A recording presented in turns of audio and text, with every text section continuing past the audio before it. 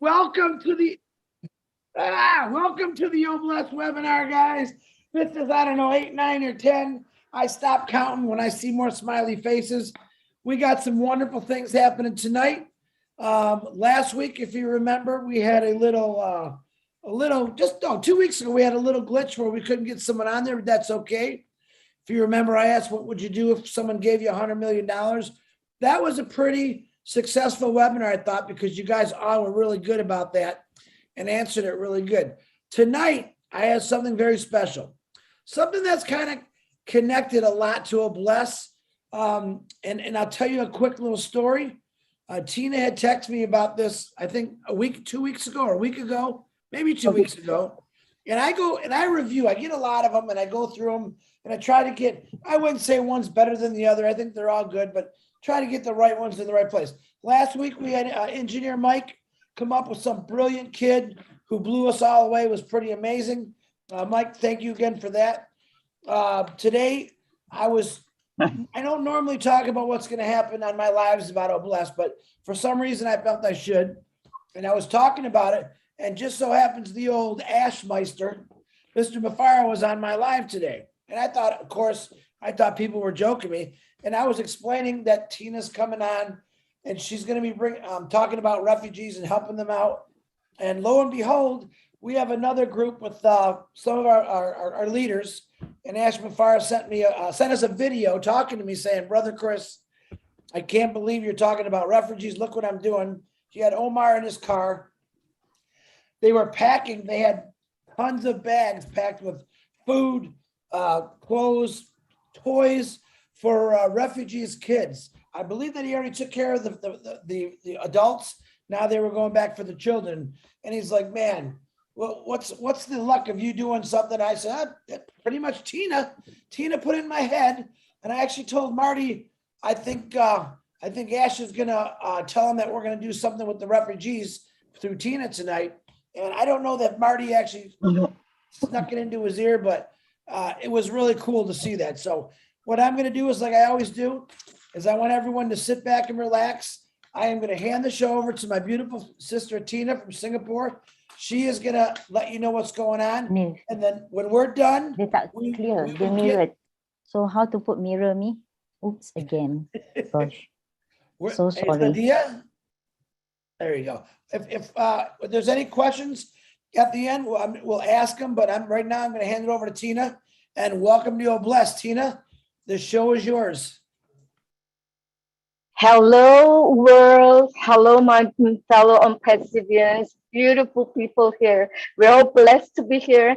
And I believe, hearing what Chris just said, that the cosmos is aligned to what we're going to do.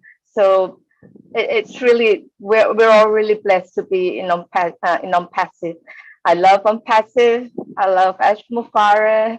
I love all of you, the pioneers of ONPASSIVE. I've been wanting to do this for a long time, actually. I've been trying to get them to say yes to me. So I've been working and working. I met 5 roses without 5 roses. Her name is Fairuz. I met Fairuz, my beautiful sister, originally from Singapore, but she's living in Malaysia at the moment. And so is her sister Zaida, who's also in the Zoom today. Both of them have been doing work with the refugees that's in Malaysia. And I understand that's about 6 figures, I think about 300,000 refugees in Malaysia. And they can't help all of them, but they're concentrating their focus on a few of the Middle Eastern refugees. Zaida and Fairuz themselves are Arabs, and so that's where the affinity with the Somalian, with the Yemenis, and all the other refugees in Malaysia. So I was thinking, and I thought it would be so great if we would have refugees to help them. So I've gifted 2 of them here. I hope both of them are here, but I know Fatuma of Fatima is here today or tonight as well. And she's a refugee, and I'm so grateful for her to be here and agreeing to share her story. But let me introduce Fairuz to you, to all of you, to get to know exactly how she's been doing this with her little network of friends for the last 15 years, helping the refugees. But Fairuz, if you can unmute yourself and say hello and tell us your story. Okay, thank you. Thank you, Tina, for the wonderful introduction. Well, I have been in Malaysia now for the last 30 years. So basically, I'm more Malaysian than I am Singaporean. But meeting the refugees in malls and on the streets, that's how I started. I asked them, where are you from? And then they started telling me their stories, their plights. So then I got the friends all together to help them. And one by one, I've been introduced to many others. And now I have all the refugees in hand, which are coming from Rohingya, from Pakistan, from the Somalians, from the Yemenis, and the Palestinians as well. So I've got quite a range of refugees. So basically, what we do is we actually gather funds, crowdfunding with friends and relatives, and we solve case by case. Some, or rather, usually, is their rent, their house rent, their medical, and their school fees. These are three main areas which is always a problem. Food, when they have more. When they have little, they have less. But they always stuck with their rent, sometimes up to 6 months rent not paid. And when the owner is wanting them out, they start looking for us. And we have to solve their problem. And that's when we gather all the funds and solve their problems. So solving their problems by just gathering money from friends and relatives cannot be the ultimate way. So we want to help them. And now that we have ONPASSIVE, we're hoping when we have all the funds, we can do more for them. I would love to set up probably a little office for them to do maybe some Arabic service providers or some kind of work for them to do from this end. I mean, you can do a lot online. Nevertheless, language is a problem. They can only do it in Arabic for some. And the Pakistani refugees can do online work if they're good at it. So we're trying to gather more things to do for them. Whenever we think of a school, their children are not in school, we're thinking of a little school for them as well. Probably no fees to be charged, because transportation alone is in itself is funds again. So there's a lot of things that we need to. Everything boils down back to money, really. So we have Zaida especially started. She'll speak to you a bit more on what we tried to do online for them, for the ladies to cook and sell. So I will not go there. Let Zaida explain why it didn't work. And anyhow, so with the refugees, they are allowed to come to Malaysia. Malaysia opened their doors, but they're not given any form of help. They cannot work. They cannot do anything. They can't even open a bank account. So how do you do business with no bank account? So they're really a very big problem here. I don't know how it's going to get solved, but money solves everything for them. So I hope ONPASSIVE will help in that way. Thank you, Tina, for letting us speak to others and for others to be present and listening to our plight and what work we do here. Thank you so much for coming in and listening to us. Thank you again. Anything else, Tina, that you want to ask me? You're absolutely gorgeous and great there. Thank you, Fairuz. By the way, Fairuz I call her my sister because we're both born on the same day. We have the same birthday. Yeah, we have the same birthday on different years. So that's what I meant about the cosmos. We were joined together because of the cosmos. And today, as Chris was saying, our CEO Ash Mofara is visiting the refugees while we are talking about the refugees. Zaida, I would like to bring you on for now. Zaida is Fairuz's sister. She's been a great help to Fairuz in helping out with the refugees, really actually getting them to on the platform, on Facebook platform, to actually do a catering kind of business. Tell us more, Zaida. Okay. Good morning, good afternoon, good evening, wherever you are. I actually came over to Malaysia last June 2021. And that's when my sister Fairuz roped me in to help out, because due to the pandemic, help was overwhelming. So that's when I realized that we cannot keep on asking for donations. And I must say that I admire how she managed to be thick-skinned to ask for donations from everyone, because it's not an easy thing at all. I did it a few times, and I told myself, that's it, I'm not going to do it again. If I can afford it, I'm going to help myself, but I'd rather do that than go asking for donations. It's really not easy. Anyhow, I decided that perhaps we could try and get the most out of their skills. And obviously, they can all cook and bake. So we managed to get each of them to come up with the best that they can do, a few dishes, and took the pictures, put them on Instagram, and get a delivery to send the food, and tried to advertise as much as we could.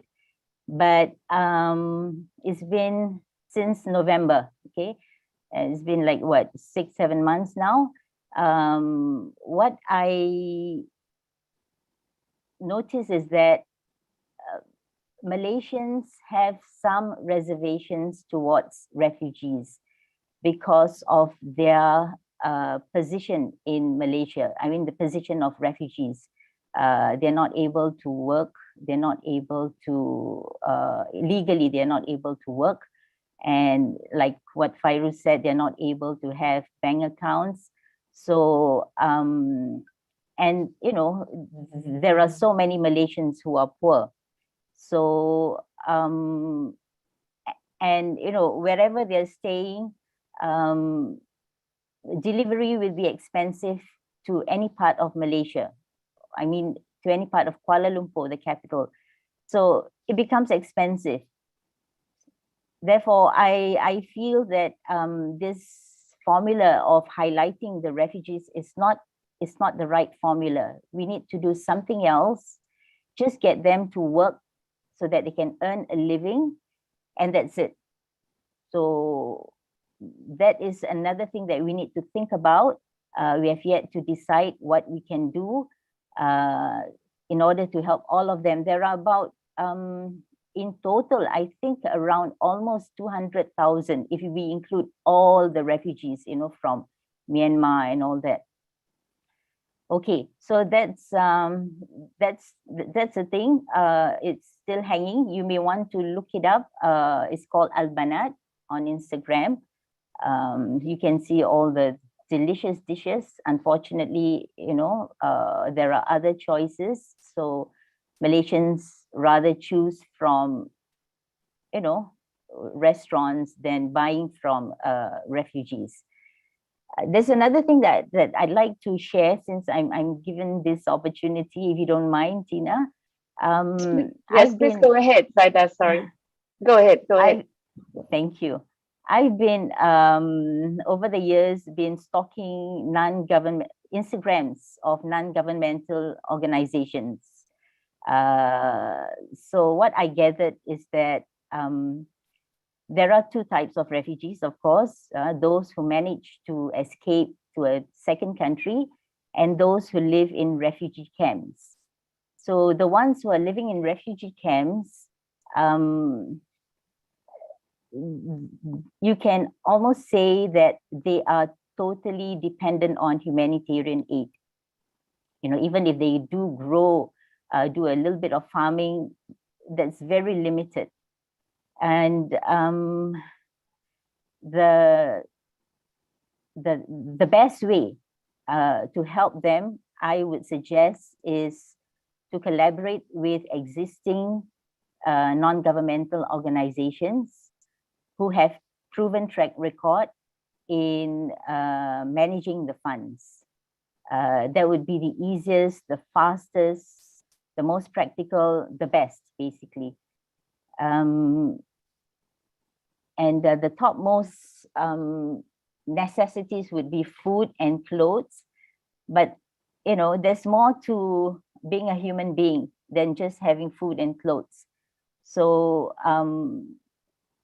they need things like, and these things I would categorize them into four. Number one, assistance, okay? And this can be in any form needed, immediate urgent assistance. It can be food, it can be medical treatment, etc., etc. Number two, in fact, I watched a video whereby a child said he eats grass. So you can imagine that the state that they are in. Number two would be education, because most children are illiterate. And, you know, if only we can build simple schools, just a simple structure with classrooms, all they need is basic knowledge, how to read, how to write, how to count, and hopefully over the years they can develop themselves. Number three, protection. Okay, now what I mean by protection is the tents that they are living in itself. The tents that have been provided by UNHCR are considered not good enough to protect them from the heat, the extreme cold. And I think we are aware that many of them die during winter every year, and the desert storms. In fact, the toilets are also in the form of a tent. So that means the door to the toilet is just a piece of cloth. So it'd be great if we can actually replace these tents with, I know this sounds crazy, but if only we can replace these tents with simple houses, because these people have been there for some of them more than 10 years. Because, for example, the Syrian war has been ongoing for the past 11 years, Yemeni war, 8 years. You know, whatever that's happening in Palestine has been like some 70 years, and many other countries. And there is no hope as to when they can go back to their countries so far. So, you know, it's as good as they might be permanent there, for all you know. And number four would be health, of course. They need basic hygiene kits, you know, toothbrush, toothpaste, comb, soap, sanitary pads, the least. And, you know, you see children walking around barefooted, and, you know, bruises and with skin problems. So, and this is just physical health. What about their mental health, their psychological health? There's so much to look into. So I think that's about it. Hopefully we can do something great for these refugees all over the world. There are like the top countries who are refugees: Syria, Venezuela, Palestine, Afghanistan, South Sudan, Myanmar, Democratic Republic of the Congo, Sudan, Somalia, and Central African Republic. Some info that I got through Google. So, okay, that's it. Thank you, Tina. Thank you. Thank you so Zaida. much for sharing, Zaida. I know I've seen videos. I think we all have seen videos of the plight of the refugees, especially so while they're escaping the war-torn countries, and also the living conditions that it is so deplorable, especially in, out there in the desert. While, like you said, while waiting for UNHR to UNCHR to actually transport them or to repatriate them to another better place to live in. So we hear so far about how Fires have been helping on her own for the last 15 years to help the people and the refugees in Malaysia. We hear how Zaida is telling us about what they really need, and it's right down to the basics. So, Chris, my question to you with regards to living conditions, I know Ash Mufarah has got a lot of things up his sleeve, and we've been discussing as well. We've got someone here on Bless previously talking about 3D homes. Do you want to say a little bit about that? Well, if you guys all heard Ask the other day, when he was doing the questions from everyone, he had talked about physical products, 3D products, which includes the homes. First of all, I want to say thank you to these two beautiful ladies who just spoke about on this terrible, terrible thing. And thank God there's people like you out there that are helping these people and bringing it forward to, I believe, a platform or a wonderful thing called OBLESS that I think is going to help them out. Now, I don't think I know. And it's sad because I did the statistics from some of the countries that you just named. Is it Zendaya? Do I say that correct? Zendaya? You're muted, young lady. Her name is Zaida. Zaida. Okay, I apologize.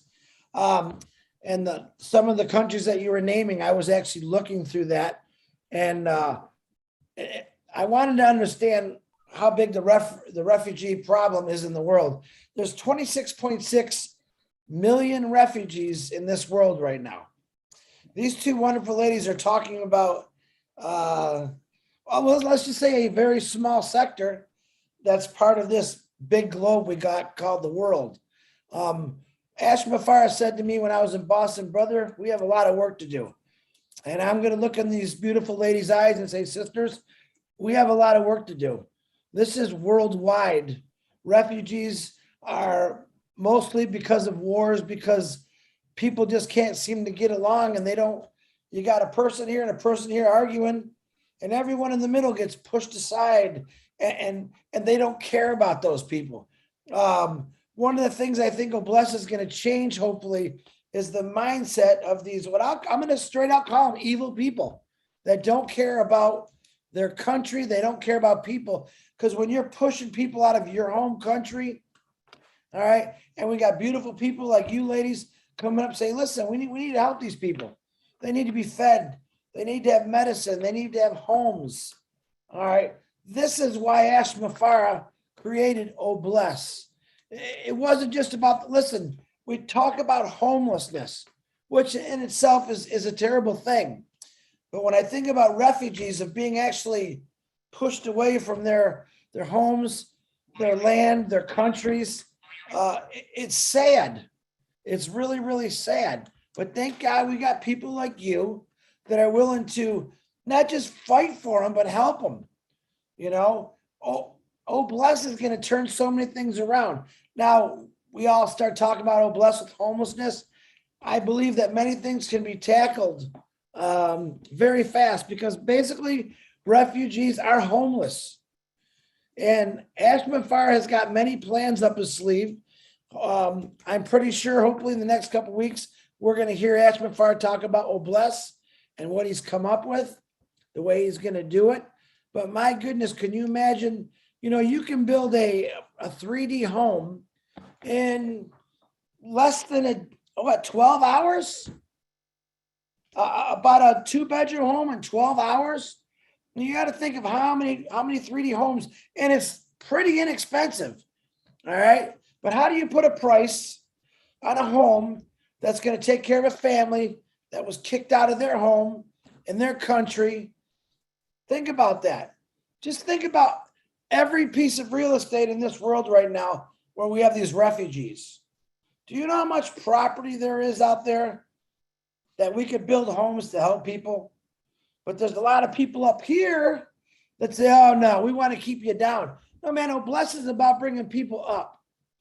It's about not fighting the evil guy, but showing the evil guy, look, good always wins. You may have pushed me aside for now, and that's okay.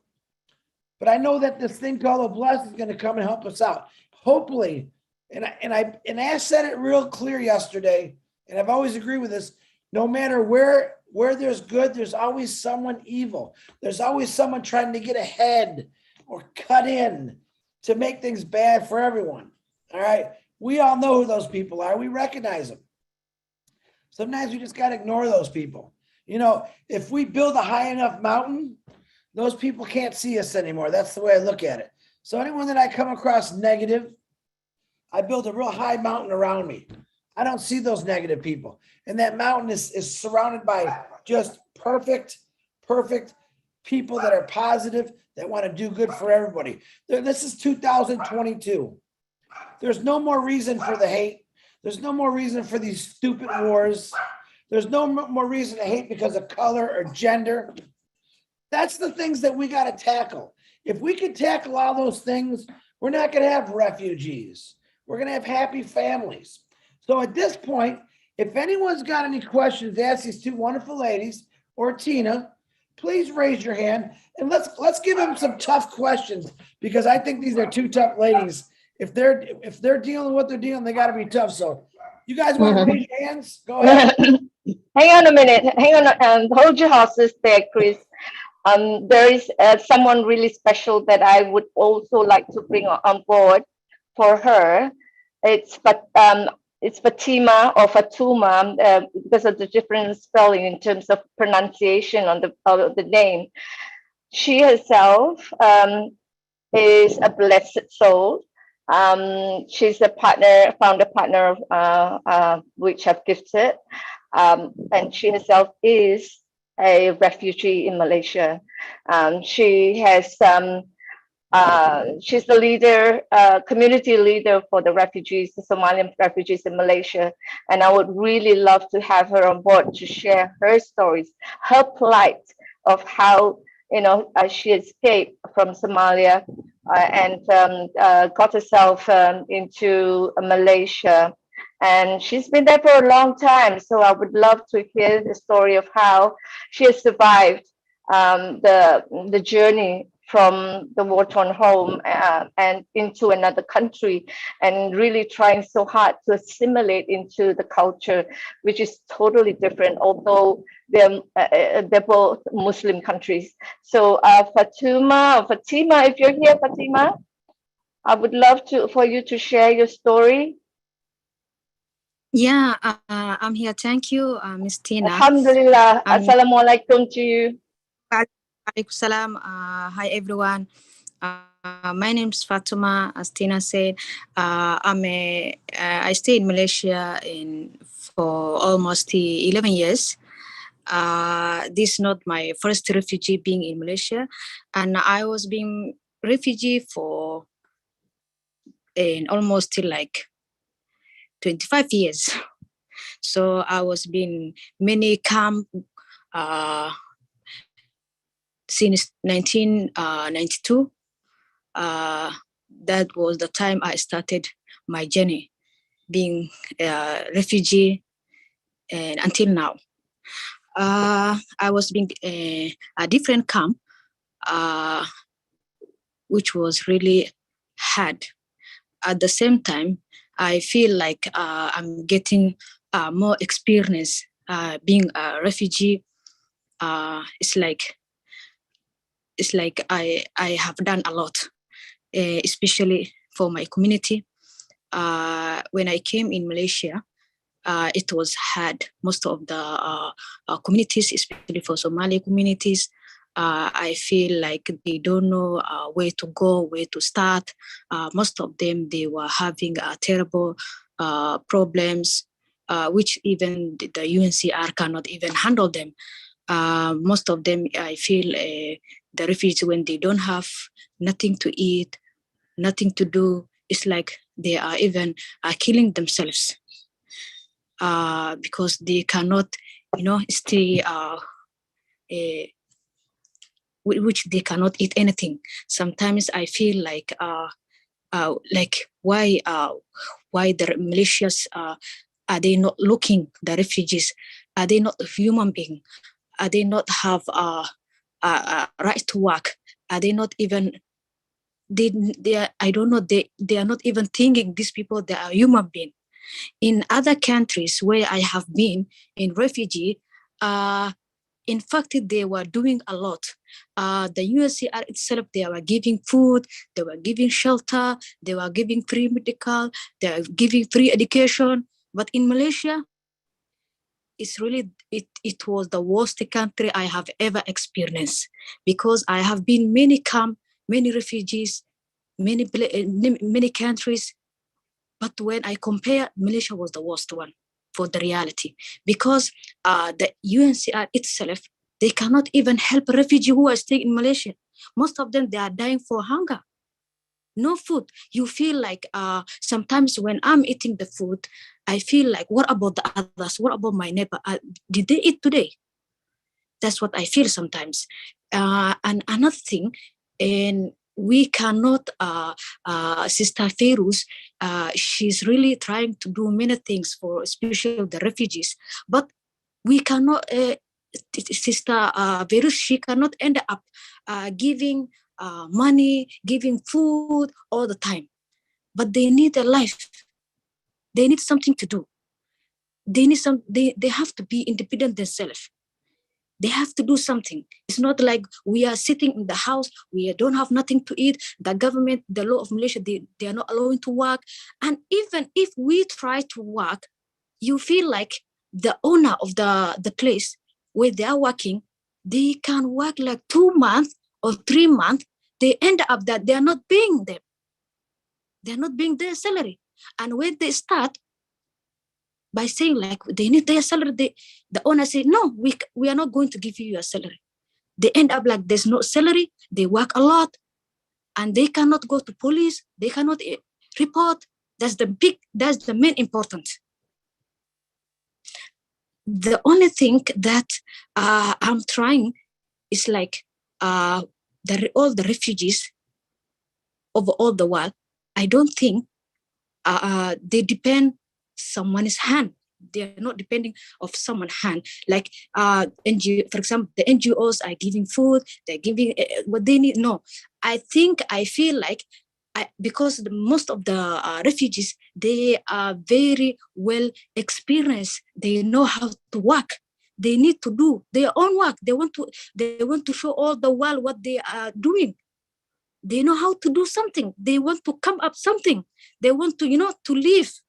It's not like Sister Verus, today we have a problem. That case, one woman, she's already out of her house. She don't have money to pay. Something like that, like hospitality, something like this coming time to time. I don't feel like we can end up giving, money, food. No, I think we need refugees to come out, to have a life, to have a freedom that they can work. Let them earn, let them get something for their children. Most of them in Somali community, they are single mothers, which they don't know even how to speak, how to stand. Some of them, they have 8 children, 7 children. Some of them even they have children which is even abnormal. Some of them, they have children which they end up the hospital and they don't have any money to pay. They even die in the hospitals. I think we need to come up something which we can help refugees, not even in Malaysia, all over the world, because refugees everywhere, they are same. So we have to treat the same way. We have to come out something which they can help their life. For me, Alhamdulillah, it's like I'm working. I'm working while in my home as online, but you can feel some single mothers which even they cannot do anything because they don't know how to speak, they don't know how to use even the computers. See, but Alhamdulillah, I have learned a lot because I was in different countries. I used to go to school. I have to learn so that in order to help my family, my children, I have to stand up. But most of the Somali single mothers, they end up like getting many children and they cannot do nothing because they feel they come from Somalia to Malaysia. But me, that's why I say I have experience because I was in many different camp in refugees since 1992. But Alhamdulillah, I have struggled a lot in Malaysia. I have did many things. Finally, I got married. I got children. I know where I can start to work. I said the only way I can do is I have to do online work. Online work, nobody will say you don't have right to work. So it's like I am doing, Alhamdulillah, and I have succeeded. So that's why we are trying to help other refugees, single mothers who can, do the similar that. At least like Sister Zaida, she come up like they have to, cook. If they know how to cook, they have to cook. Then we sell what they cook.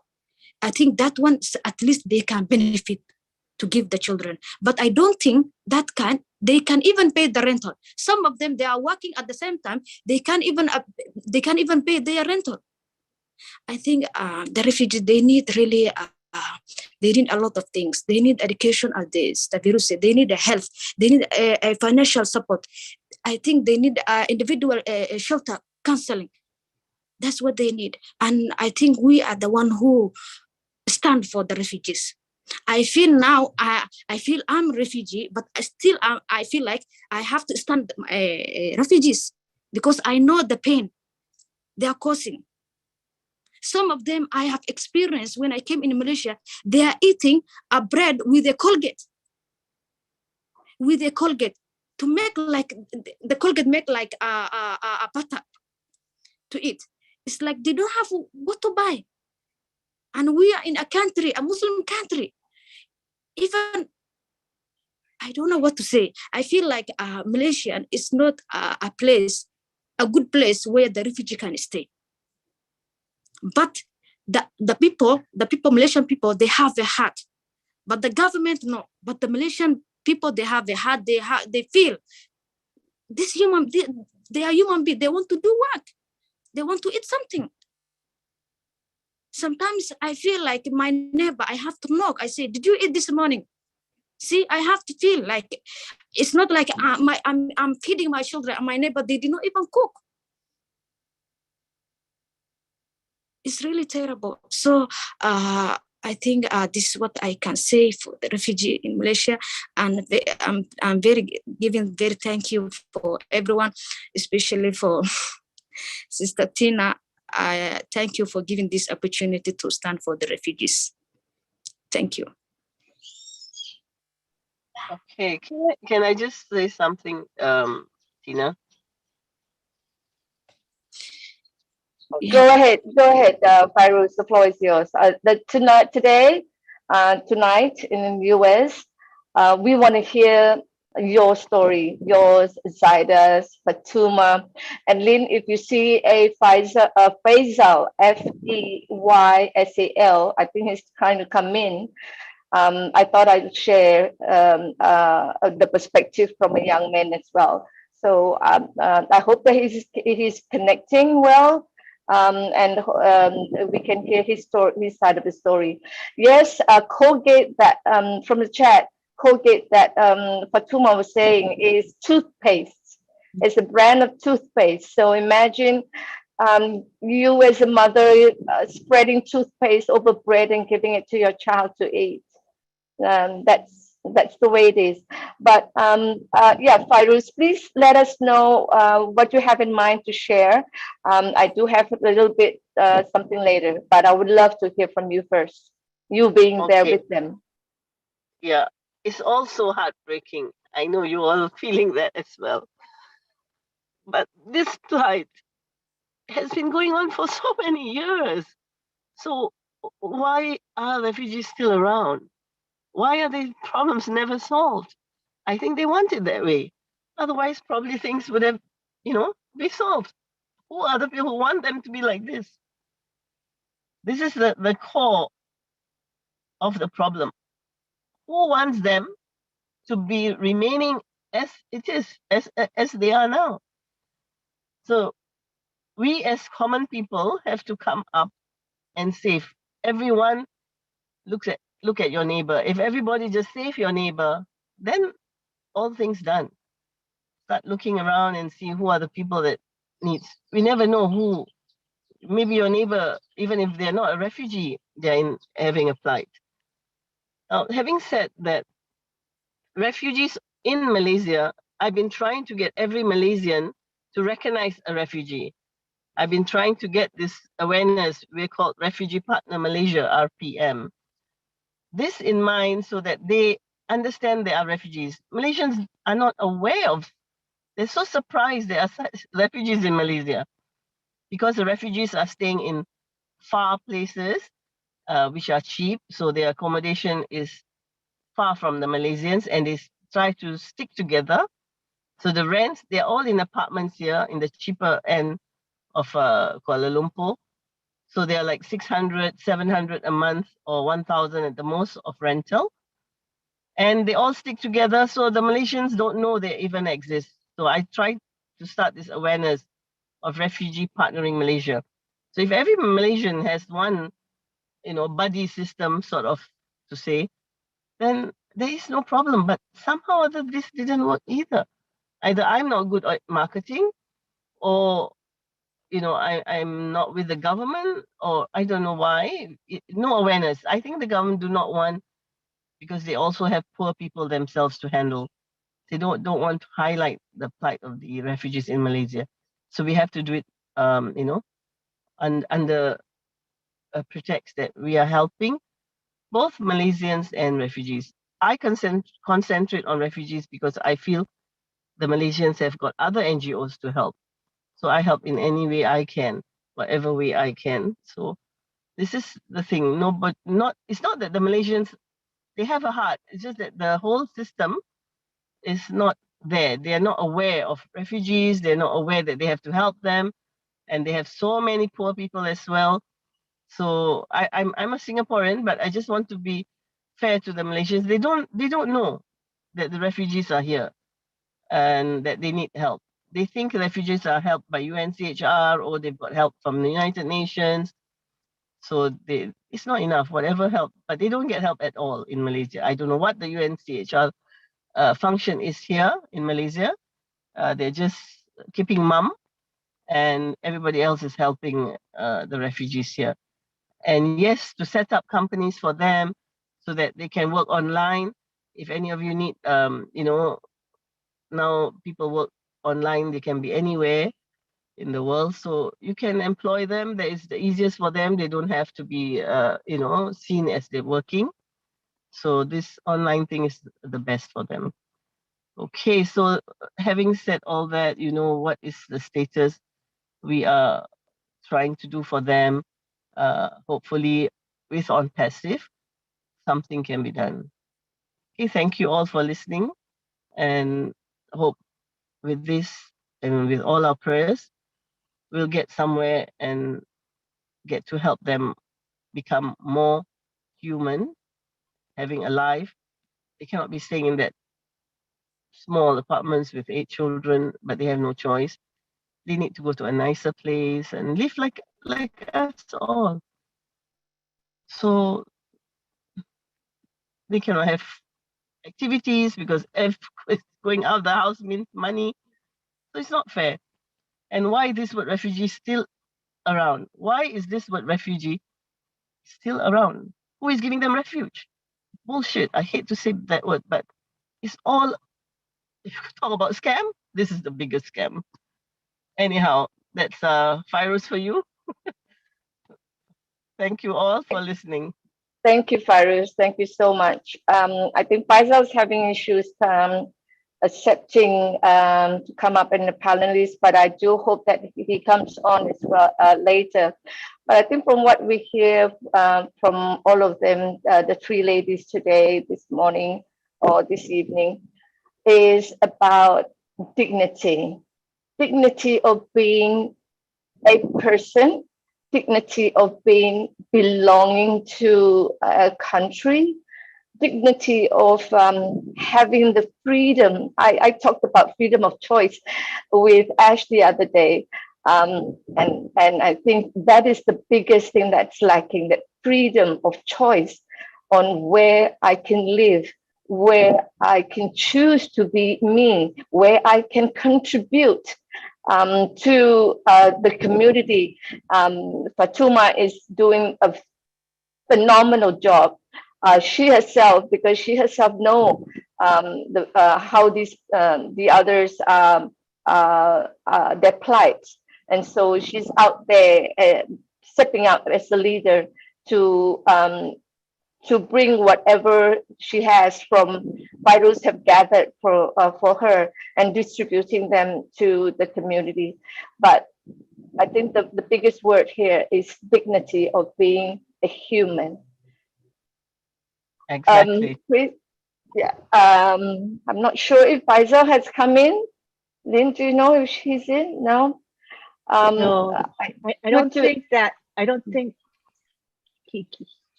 Faisal can, because it keeps declining, but it may not be seeing the invitation, I think. All right. Zaida, you know a little bit about Faisal, his background.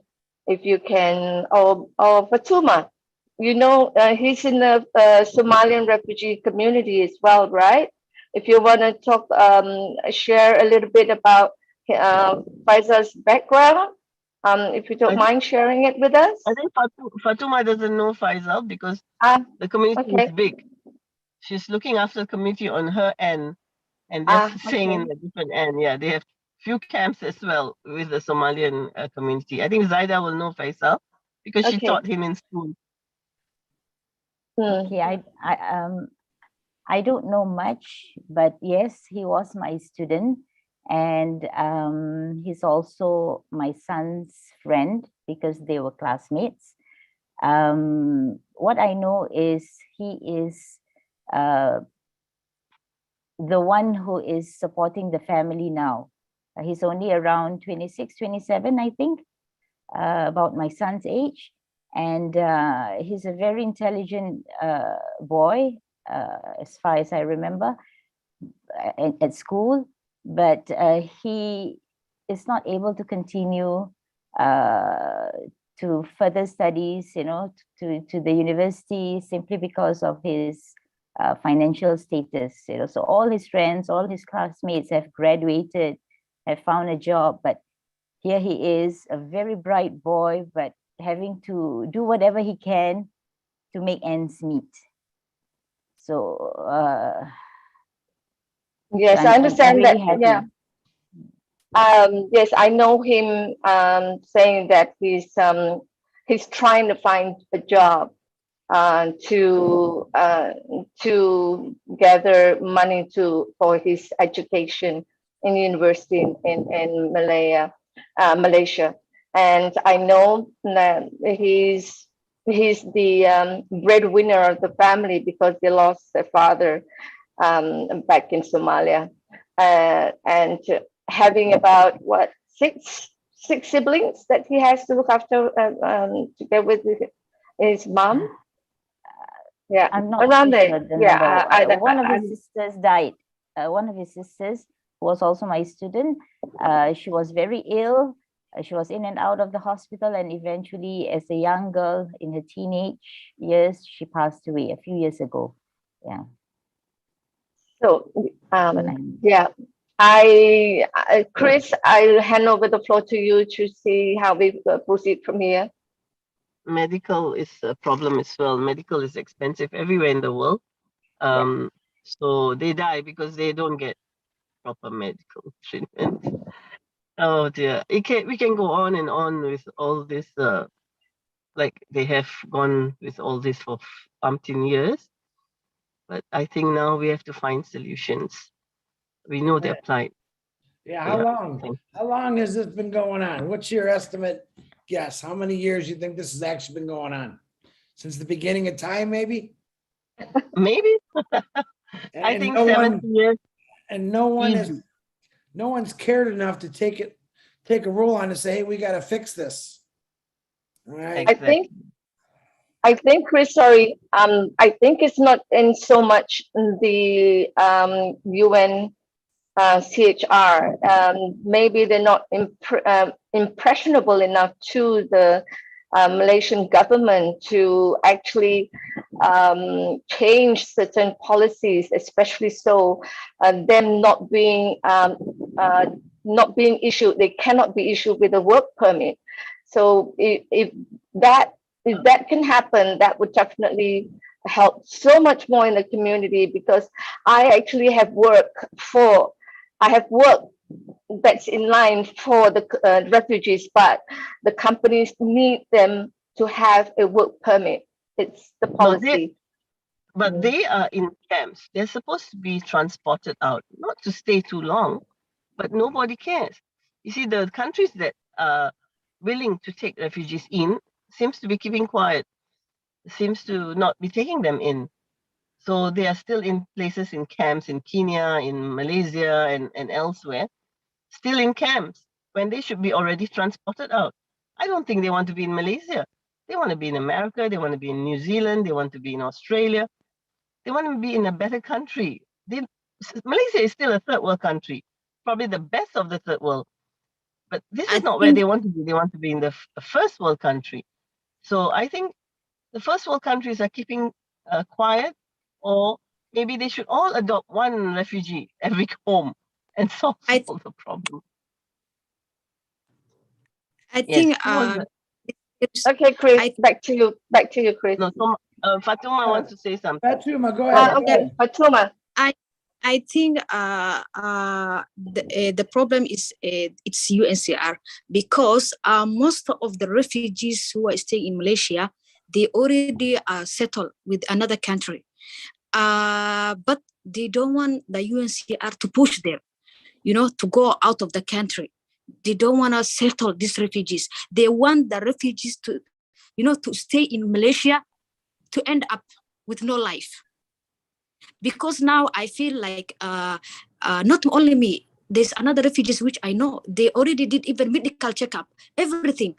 They are only ready to go to US or Canada or another country. But the UNHCR, they don't want to take. Again, they are, before in 2019, they are pushing those people who have a cancer, like cancer disease. Those are the only refugees who have the opportunity to go to another country.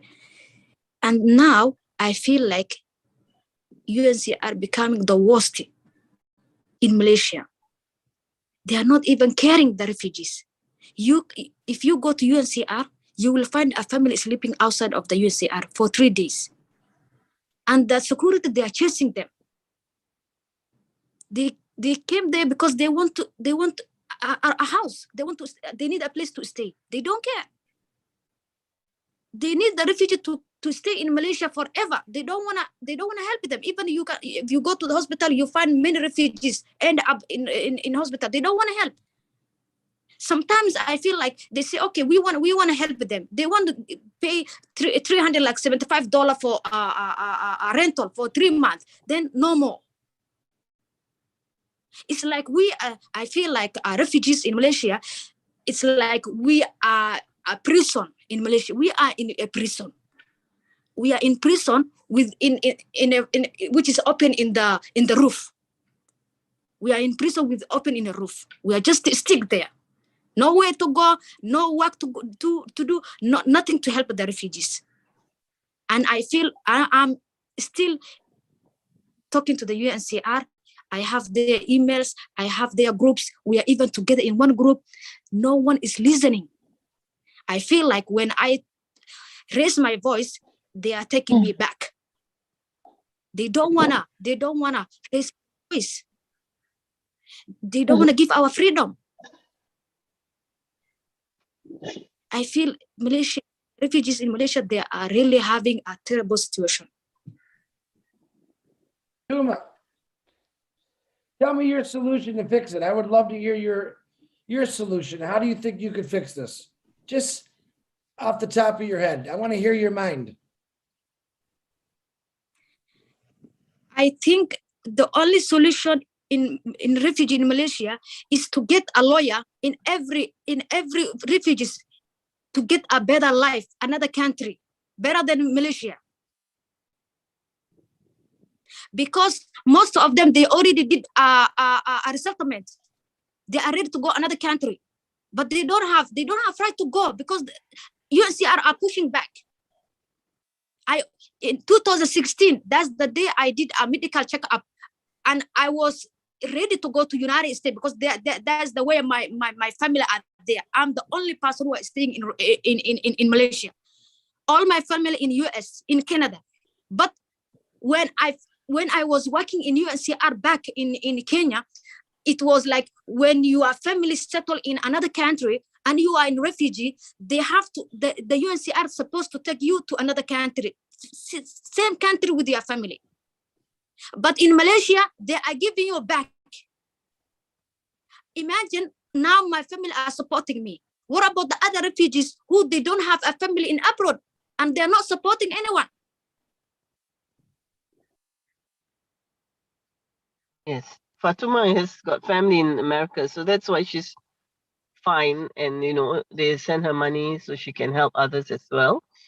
So in a way, what she's trying to say is she should already be shipped out in 2016 to her family in America. But things are not moving here. Things are not done properly here. So there's a lot of plight for them, and they're already here. So what else can we do but just to help them? They're already here. They need to live. They need to survive. So we as individuals try and do our best.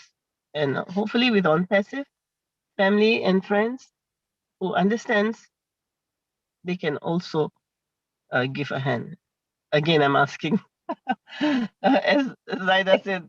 Thank you. It's Thank you, always Fairuz. all right, thank you all. I understand. Thank you, Fairuz. I understand Faisal is here. Faisal, the young man we were just talking about. Faisal, if you can't switch on your video, just share your story and your dream. You are a young man. What is your dream of a life for yourself and for your future? Please Good unmute morning, yourself. everyone. Yes, I've unmuted myself. Can you hear me? See me? Assalamualaikum. We hear you great. Thank you, Faisal. Please. Good evening, everyone. Okay, so my name is Faisal Ahmed. I'm a refugee here, and today I would like to participate in this group and share my story. Going off of what Fatuma just said, I think the UNHCR here is having a lot of bureaucracy issues because even for me, our case, what's going on is we've already passed through we are on a medical status. So the level we are right now is that we're just waiting for medical and then travel. So what the problem is that they keep saying that the DHS in America is holding our papers. So they don't have any power to further our case without the DHS and go over our case from there. So I don't think it's a UNHCR issue here because it's like as soon as the papers get to the DHS in America, they don't have any how do you say? They don't have any authority to decide the case unless the papers come back to them.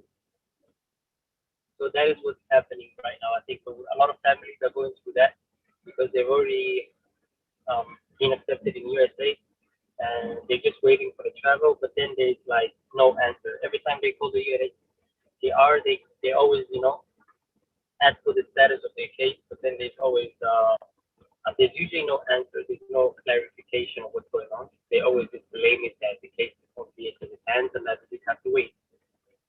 So yeah, I think that is what's happening. It's more of I think like somebody mentioned, it's more of a bureaucracy issue, and that the cases are not been moving as fast as usually they would. And maybe because of administration changes from Trump to Biden, that might also cause some issues. I don't know how fast cases move. So I don't know. They've always been blaming that side of of the process. So I think maybe the UNHCR is kind of doing what they can. So I don't usually blame them. I just take it how it is, I think. But like Fatuma mentioned, the problem in here, being a refugee here, is that there's literally there's no progress, there's no life, there's nothing you can do that to kind of, you can have autonomy of your life. You can work, you can find opportunities, you can do something for yourself. There are policies in place that always kind of, stop you or kind of hinder your progress. I think to me, like, education is an issue because I cannot, find opportunity to be educated because first of all, financial issues, and also the other thing is that usually education is visa based if you're a foreigner. So like there is no policies in place that kind of cater to people who have got special issues like me. I mean, there are some universities that have partnered up with UNHCR, and that's how I was able to finish my, I can say my college before going to university. But other than that, there isn't really much, wiggle room to find how to fix this issue. So yeah, I think most of what has been mentioned by Fatuma is usually being solved by all the other witnesses there. All right, Back Chris, to I you. think we've got a few hands. Thank you so much, Faisal. I just want to Alhamdulillah. I want to answer to Chris' question of the solution. Actually, Chris, if everybody adopts one family, if they can afford it, and that's the easiest way and fastest way for them to get out of Malaysia, this is the solution that I can think of. It's easier for, to adopt them, a family in America or in Australia, adopt this family if they can afford it, because it's a lot of mouths to feed. So that is one solution I feel that is the fastest. Adoption. Adoption, no one can say no. You know what I mean? Okay, so that's my answer to your question, Chris. And that's Adoption. what I was looking for, because I hear what's wrong. I hear what you guys are going through and what you're dealing with. And now it's time to put these solutions together. That's what I'm looking for. There's probably quite a few people in this world that would gladly adopt a family, children, older people, just to help them out. The problem is, it's not put on national news like it should be. We see the hate and the crimes, but they don't get on there and say, listen, here's an organization, what I'd like to see called Oh Bless. We're looking for people from all over the world that are willing to help these individuals out, get them on their feet, house them, feed them, medical. I mean, that's a great solution. There's your number one solution right there.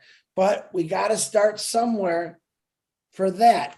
And like you said, I'm glad you actually brought that up, because adoption of any kind is a wonderful thing. Myself and my family, I believe we have 4 adopted kids, and I'm glad that I have kids from relatives. I call them my relatives that were adopted. One is a doctor, 2 of them are engineers, and 1 of them is a teacher. And these are kids that either had very young parents and were scared, or maybe lost their parents. We don't know the history, but it's really not important about the history.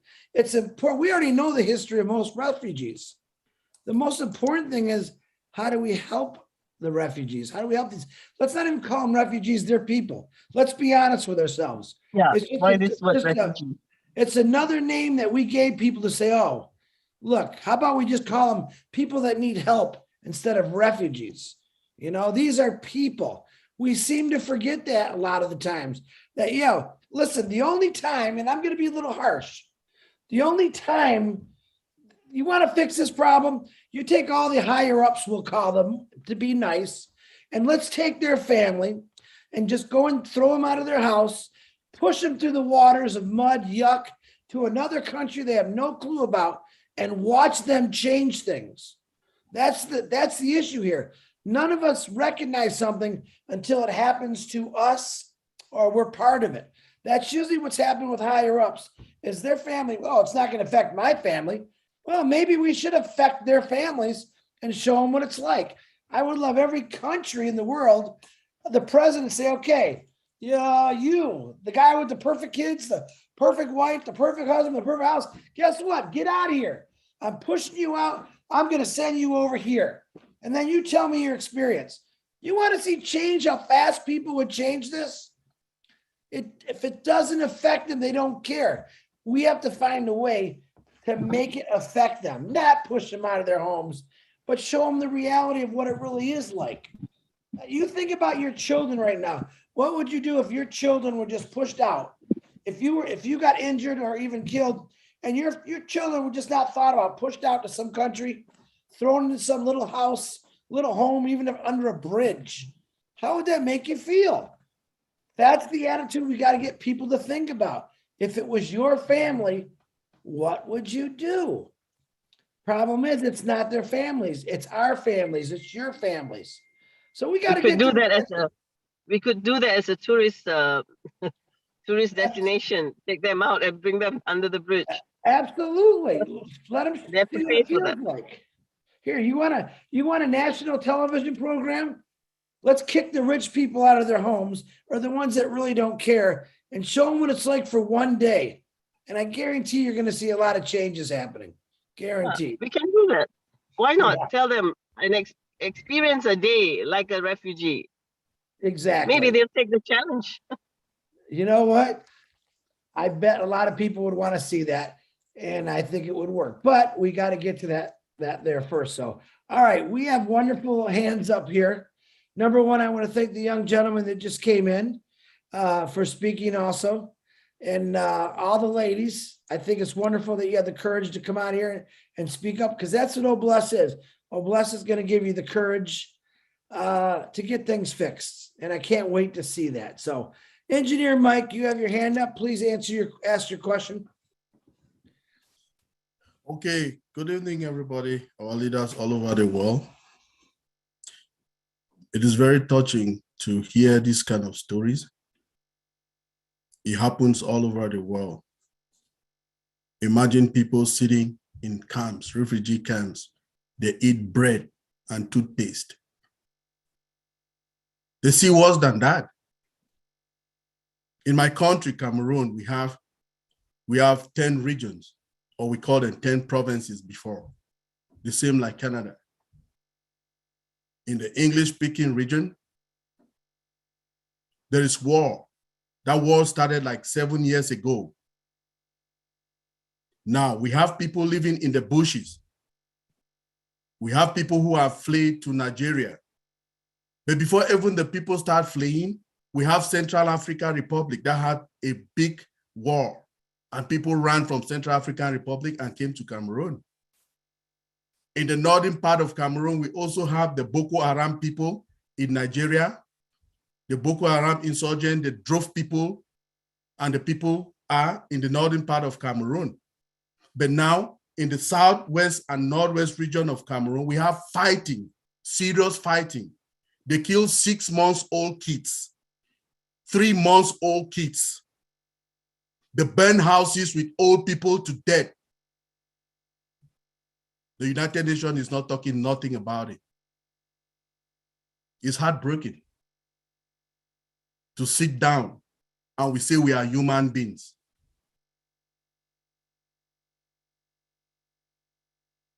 That's the situation, the same thing. It started in Somalia, people were fighting, they had to separate. That's how we have Futuma, is where she is now. She's Somalian. People are fleeing for war all over. Bad governance everywhere. So I wanted to offer something to, is it Fetra? Ferouz. So what I want to say is, Ferouz, if you can go along, if you are so hooked up in that refugee, the refugee guys over there, I want you to look at the people, number of people who have like laptops. If they have laptops, everybody that have laptops there. Let's get the number. You give the number to Chris Johnson. The number of people, I want to enroll them. I have a course that I teach, okay? I want to teach them a course in IT for 4 months. That can make them relocate from where they are to these countries that they want to go to because they can work online. That course is called Linux System Administration. Okay. Remote system. All right. It starts That's really with, nice. it starts, the least that you can get as a Linux system admin, okay, is 75,000 US dollars a month, a year, sorry. Wow. That brings you up to about $2,000 to $3,000 every month. So if you have them, the people that have laptops, put them together, give the number to Chris Dunstan. Next month, I want to start a class with them. All of those refugees, the people who have laptops, I want to empower them to have something that they can use to live. Even if all of us cannot sponsor them, they can have something that online, I can help them. They go online, apply for jobs, and they can work from where they are to better their life. And they can, save some money and move from one space to another where they want to go to. So please, Faris, go to those camps, check on them. The ones that have laptops, I can connect them with my Zoom. I will teach them for 4 months and they will get what they want to get. Thank you very much. Wonderful, wonderful. Thank you so very much. Amazing. Thank you so much. God bless you. Thank you, Michael. Appreciate that, brother. All right, that's Michael. Michael's been it's been a given day. Michael's been helping out quite a lot of people, so I do appreciate that, Michael. Violet Ryan from Canada, can you please unmute yourself? Good evening, or maybe it's morning. I don't know. It's dark here. I really don't know what to say other than, like, why do these refugees not have a choice as to what country they go to? Do the people just ship them out to wherever? And I'm sorry. Maybe I should just get off because I'm gonna say something stupid or ask really something dumbo. And Hey, Violet, yes, the first two answers to your question is yes and yes. People are pushed out and shoved to different areas. Maybe once in a while, some of them have a choice, but I don't think that's too much. But go ahead, say, I know it's hurtful. Why are they being shoved out? Okay, I understand war, and right now the Ukrainians are coming to Canada. I've met a few of them now, and so I don't get it. Like, are people really that stupid? Sorry, but they're evil. You just have evil. The devil gets in a lot of people, whether you believe it or not.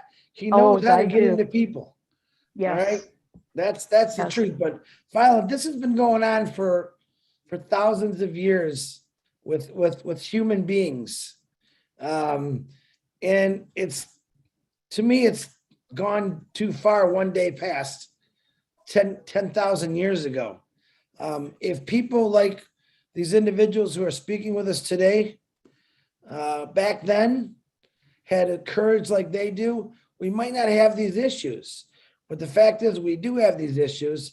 And I'll say this, and I'm not against government, but man, government just doesn't care or doesn't know how to fix anything, but people do.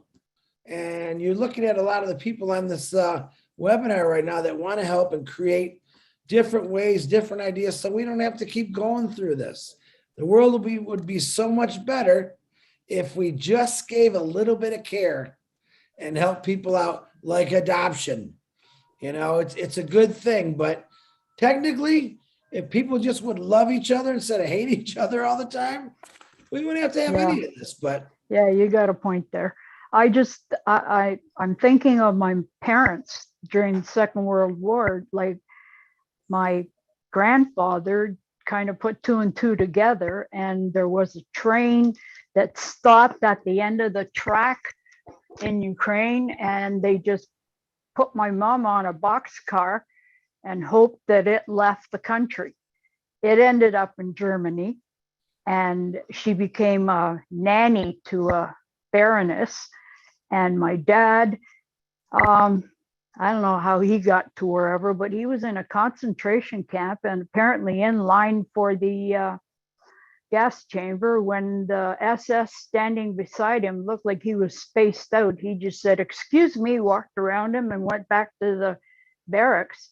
And with my mother, there was a group of people that got together that were small group Bible study prayer group. And she says, we were praying and you could hear the bomb come down. Apparently they whistle. And she says it was heading right for us. And then next thing she knows, it blew up way far away. And after the prayer, a lady said, "We have an angel sitting on our roof and he caught the bomb and threw it away." And that's only the reason why I'm here, or else they wouldn't have got together. And, you know, they got on boats, and my mom said she barfed before it even left the dock and barfed all the way across, never ate anything. And I don't know, I don't know. Well, Violet, here's my advice to you. Pray for that person, that wonderful angel that caught that bomb and threw it somewhere else. Pray for that angel to come back and start looking over people that are left to rot. Actually, I think I really believe he has come to Earth, and his name is Ash Mufara. And Well, let me tell you something about that. Ash, we could say is heaven sent. But one thing he does not like is when people compare him to God, or he's not a God, he's a man. He's a great man with an extremely smart mind. Yeah, he's got a big heart. But I'll be honest, Ash does not like when people say that about him, or myself, because I'm a Christian, Okay. but he's a man. He's a great man. And Okay. we'll leave it at But- that. But he's got a heart. He's got a heart, you could say, just like God, where he wants to help everyone out. So, Violet, did that answer your questions? kind of. I'll just shut up and, Chris, sit back and listen to people that know what they're talking about. You're okay, Violet. We appreciate your opinion. Chris, Okay. I forgot to add something to what I was saying. So Go the ahead. classes I'm offering is for free for those guys. The only thing they need to do is to get a laptop. It doesn't matter how many they are, 100 plus, I'll teach them for free, all of them. The only thing they need to do is to get a laptop. For 4 months, I'll make them have a career for their life. That's all I need. Thank you. Thank you, Michael. Appreciate that. So if anyone of you ladies or gents that are interested in Michael's offer, you can get back with me and I'll get you the information to Michael. Okay, Mr. Tony Monk, can you please unmute yourself, brother? Hi, Chris, can you hear me? Loud and clear, buddy. All right, great. My camera's not working, so that's why you can't see me. I'm having issues with it. Yeah, you hit the nail right on the head, Chris. This has been going on for thousands of years. It's nothing new. It's unfortunate that it has. And the only reason it's been going on for so long, Ferus, is because ONPASSIVE didn't exist until up to now. And founding members of this company, the core of being a founder is Bless. And we're going to be able to bless so many people around the world. The problem has been, and it's been going on for a long time, is that people have created a mentality, an egotistic mentality. The thoughts are profits before people. Profits before people have been going on for so long. Corporations, that's all they think about. Governments, that's all they think about. We need to instill into our youngsters, our children, into the educational aspect of things, to teach our children that people are a heck of a lot more valuable than profits. And I believe if we do that and we instill that into children, the next generation will change things. I lost hope a long time ago for adults to actually change things until I joined ONPASSIVE and realized that there's a lot of adults that really actually do care. And they're right here on this panel and in this company. I believe that the majority of people on the planet are good people. They really are. It's that the small authority, the small authority figures, the governments that control everything, they're a minute, and they control us, they control everyone. But I believe that the majority of people are good people, and they just want the best for everyone. I really do believe that. And I believe that the evil that we're talking about is a very small minute, like I was saying. And all we need to do is just, like the old saying goes, how do you eat a whole elephant? You know, one bite at a time, right? So we can become the solution to the problem, but we're going to become the solution to the problem one bite at a time. We can't do it all in one day. It's going to take time, but we have the resources here. We have the professionals. Ash has the professionals to deal with everything, even the red tape. We have the lawyers. We're in over 200 countries. We're going to make a big, huge difference. The people in ONPASSIVE, we have 1.4 million people, and we're going to have a heck of a lot more coming in as we move forward.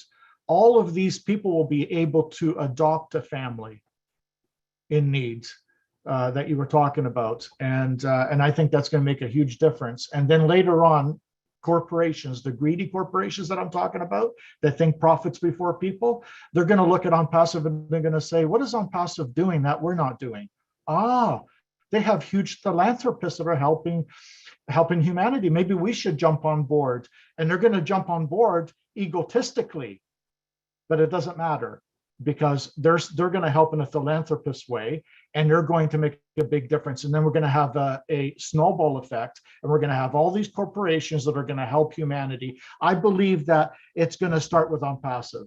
I really do believe ONPASSIVE came at the right time, and we are here to change the world, to make it a better place for everyone. I mean, think about it for a minute. Our CEO had in mind, he wanted to help out the 98% of people who've been struggling to make ends meet on the internet. This man has a huge heart and a huge vision. This is a person that created a list of over 800 million people. That's completely unheard of. The man has a huge heart. He knows exactly what he's doing. He's leading us to, I think he's leading humanity to the promised land, not just ONPASSIVE, but ONPASSIVE is going to be the vehicle that's going to take us there. Thank you so much, Chris. Back to you, my brother. Thank you, Tony Monk. Very wonderful words and wise words. I appreciate that. Mr. Bruce Gerstein, can you please unmute yourself, brother? Thank you, Mr. Chris Johnson. I want to thank you for bringing Tina here, and Tina, I want to thank you for bringing all these lovely women here. I also want to thank Fairuz, because you said something that was most important. You said you'll help them one at a time, because we can only help one person at a time. But every person that we help make a difference. I want to, there's a lot of things that have been talked about here. And we should really be looking at solutions, because we get angry when we start talking about things that are going wrong all the time. Find the things that are going right. Find the things that are positive rather than the negative that we get stuck in. I had a friend who he loves the way he lives, and because of his job, he has to move somewhere else, and he hates where he lives, and he complains about where he lives all the time. And another friend said to him, "Is that where you're going to live for a long time?" "Yes, and I hate it." He goes, "Well, why don't you make it the best paradise you can make it?" And eventually he learned that he loves where he lives. And he learned how to live and love that place. I'm not saying that because people should just thank, just accept where they are. Because, you know, I think about the caste system in India and the untouchables, and I think about refugees, and they're considered lesser than less, the less of less, of the least desirable. Refugees, they leave to take refuge in a place that's safer for them.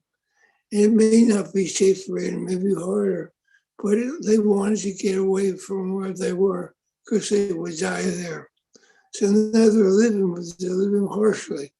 So if we look at the little sign behind a lot of people here, it says lifting up humanity. Lifting up humanity takes more than just feeding somebody. It takes lifting up their spirit.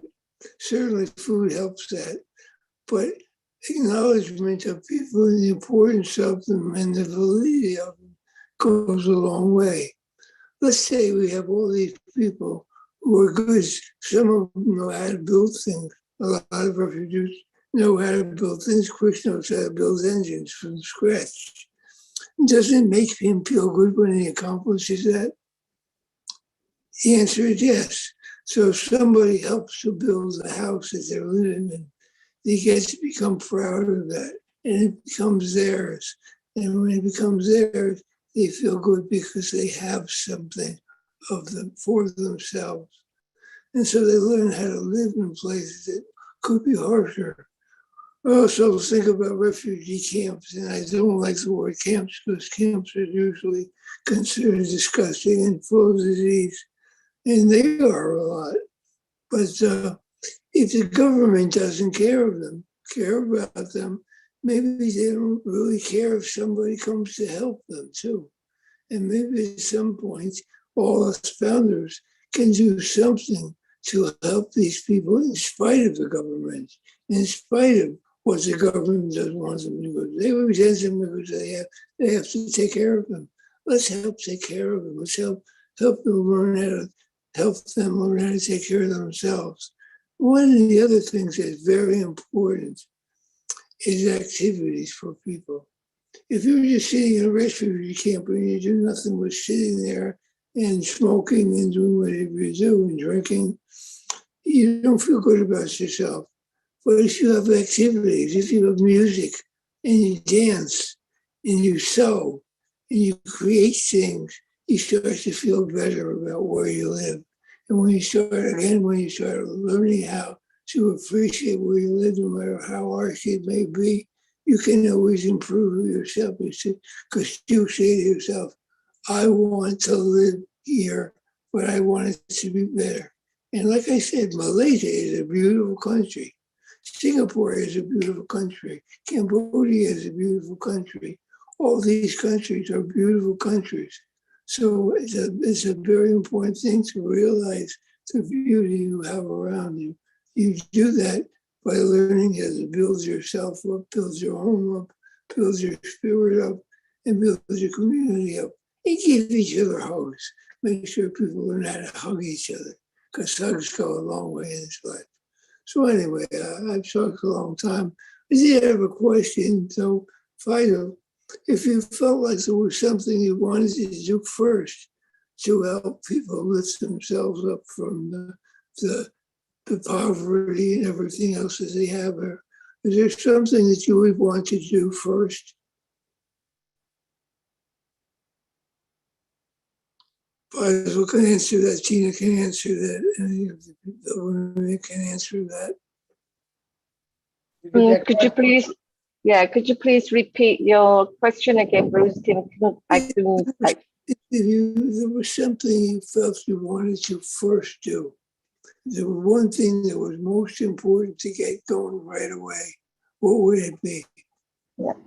Faisal or Zaida or even Patuma, would you like to answer the question? If there was something that you could do first, what would that be, and how would you do it?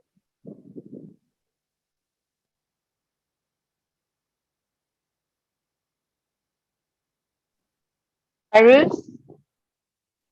Okay.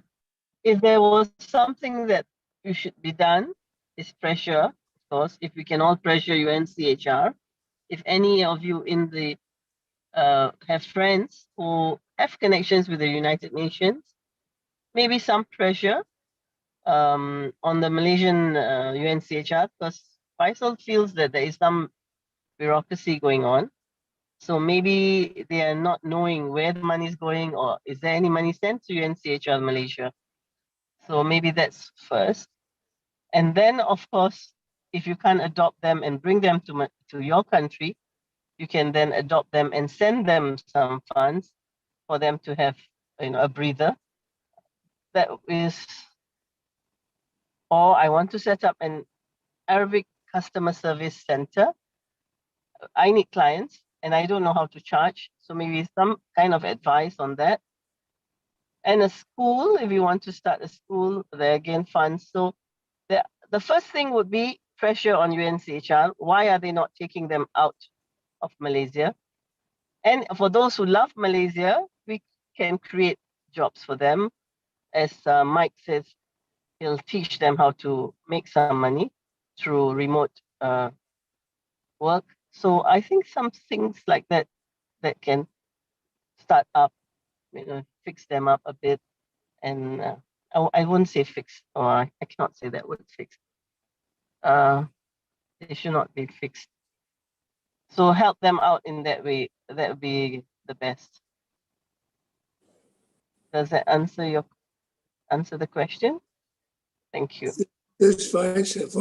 Faisal, I can see that you want to do a lot of things, but what's very important is some way find ways to uplift spirit. You uplift spirit, you get a community. When you have a community, the community can help each other. Not just bless, but everyone can bless each other just by learning how to be kind to each other in refugee camps. Doesn't feed them, it feeds their souls, doesn't feed their bodies. But what's important is that you start to do something positive. And every time you do something positive, another positive thing happens. One by one, he starts to see possibilities. Yes. And I'm so happy that everyone here understands and will definitely help us. That it's really nice. And I'm really glad for this session. Thank you, Tina. Thank you so much for highlighting us. And Malaysia, actually, flour is subsidized by the government. And so the refugees eat eat bread more than rice. So that's a help. They all bake and they pass it around. I wouldn't be worried about food here, but I'm more worried for their health, their education, and their well-being, their mental health as well. So it'd be nice if they know when they're going, some kind of direction. If UNCHR can be pressured by any of you here, and then they give them a timeline. Okay, you're going in 6 years, you're going in 4 years. There's some kind of hope, but there's no structure at all. So this is giving you a mental problem because you don't know where you're heading. It's not fair. How can you live without knowing? I don't understand why people allow this to happen, but it is happening, and maybe we can all try and help them out. If they can be pressured, UNCHR, give them a timeline, then everything be fine. Just knowing where they're heading, what is their fate. They cannot be going out from a terrible place into a more terrible place. It's not fair. It's just not right. You're absolutely Thank you. right. Thank you. Thank you very much, Bruce. Thank you for those wonderful answers you gave, Bruce. Guys, we have about 19 minutes left. We have 4 hands left, which is Dr. Benny, Sylvia, Mr. Richard, and Julie. Let's see if we can get them all in there by 11 o'clock. Dr. Benny, please unmute yourself. Thank you so much, Brother Chris, for giving me this opportunity. Sister Tina, thank you for bringing our sisters here to come here and share their opinion on the problems that is occurring over there. Thank you also, Engineer Michael, for willing to teach. Now, it all depends, right? If they're willing to. We all know that education is the key to success. Without education, to me, I am nothing. To be good is not good enough. You have to exceed expectation. Now, Sister Zada, Sister Farah, Sister Fatuma, thank you. Thank you so much for coming. Now, the only question I want to ask, do you guys have founders within your camp? I'm sorry, do you guys have founders within your camp? Are you a founder? I'll answer that, Dr. Benning. All of them, all four of them have been blessed with a foundership in ONPASSIVE. Very good. So the reason I'm asking this is because if we have founders here, then it will really be an opportunity since we have all blessed, right? And first of all, we really want to thank our CEO for all blessed.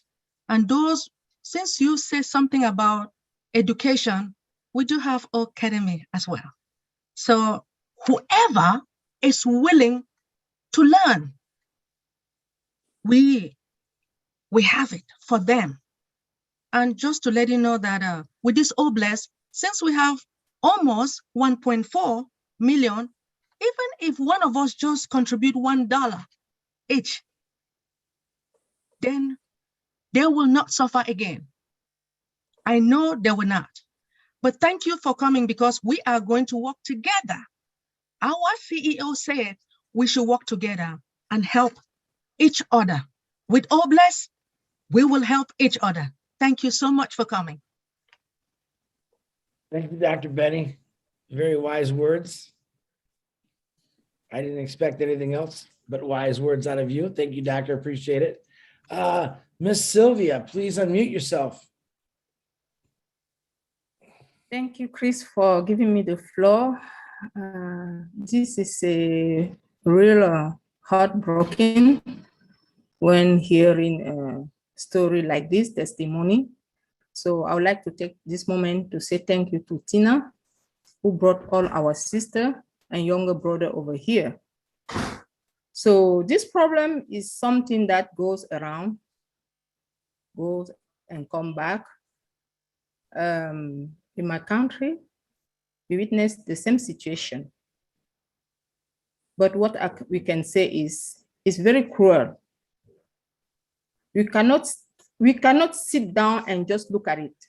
And we thank our CEO, Mr. Ash Mufari, for bringing all bless, which is going to be the tool to eradicate this problem. Even if it's going to be in the long run, because trust me, it's not going to be easy, but we will get there. 1 million founders. If we duplicate ourselves, I think we solve so many problems. How can we do to improve living condition of the population living in those poor areas? How can we do to stop those physical, psychological abuse? That is a real threat to human being. And we are here because we care. We are here because we want to restore this dignity, that human dignity. How can we do? Thank you for those who already volunteer in any way to help, education and so on. Any single help any single thing that everyone does will help a lot. When I look around, I don't know how I can answer to those cries, but we have all blessed. I've been blessed to be a founder of ONPASSIVE, to change and touch so many lives.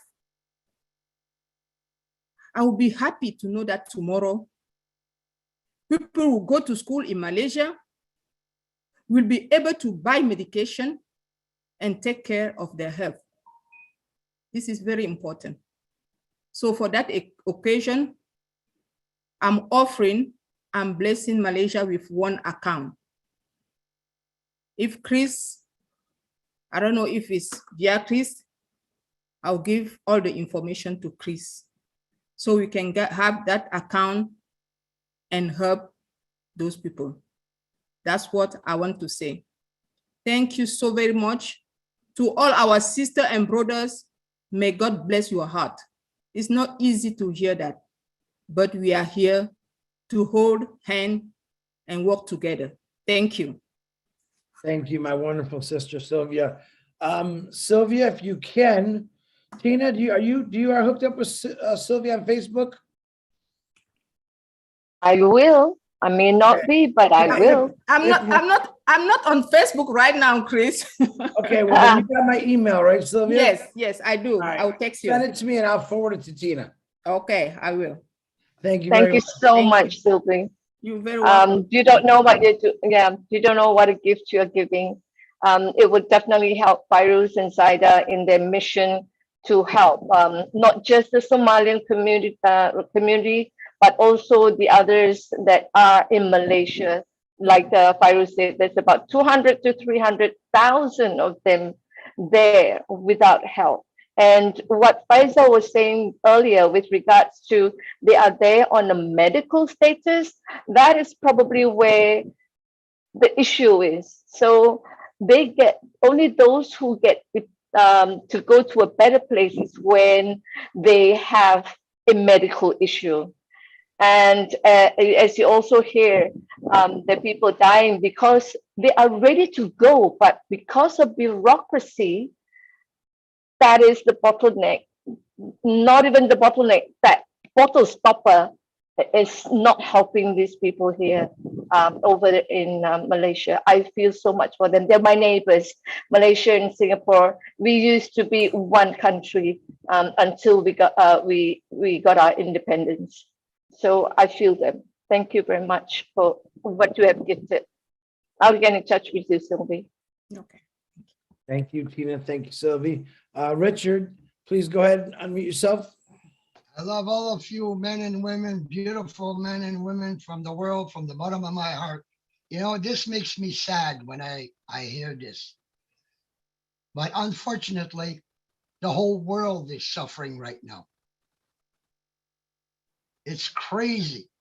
You go to a store, there's no food in the shelves. The poor guy who delivers the food can't afford the gas because it's up to $10 a gallon. So he can't bring you the food to the stores. This whole world has so much corruption in the politicians and the UN. I'm sorry to say that. But all these high-placed people are so busy thinking about this guy and that guy over there that are in war, they forgot all about what they stand for. They're supposed to be there for the people.